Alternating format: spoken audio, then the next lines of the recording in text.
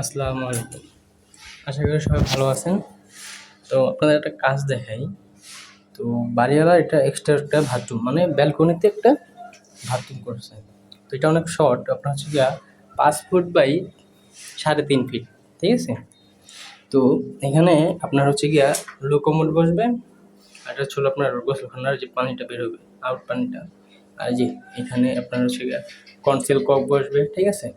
উপরে ঝর্ণা, আর এটা হবে হলো আপনার ফলসার থেকে নিচে নামবে।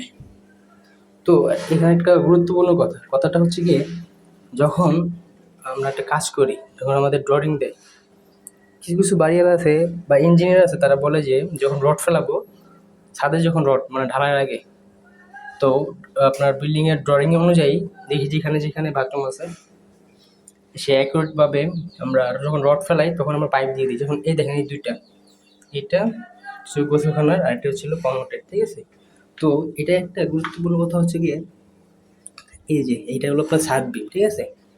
তো ছাদ বিম যেহেতু, সেই ক্ষেত্রে কিন্তু আমরা যদি ওখানে যদি আপনার কোর মেশিন দিয়ে হোল করি, তাহলে কিন্তু আপনার বিল্ডিংয়ে অনেক চোট পড়ে। তো সেই ক্ষেত্রে আমরা কী করছি, ড্রয়িংয়ে প্ল্যান দেখে ৪ ইঞ্চি পাইপ ফেলাই দিচ্ছি। তো আলহামদুলিল্লাহ একদম পারফেক্টলি ভাবে পড়ছে, অ্যাকুরেটভাবে। সবাই দোয়া করবেন আর সাপোর্ট করবেন। আসসালামু আলাইকুম।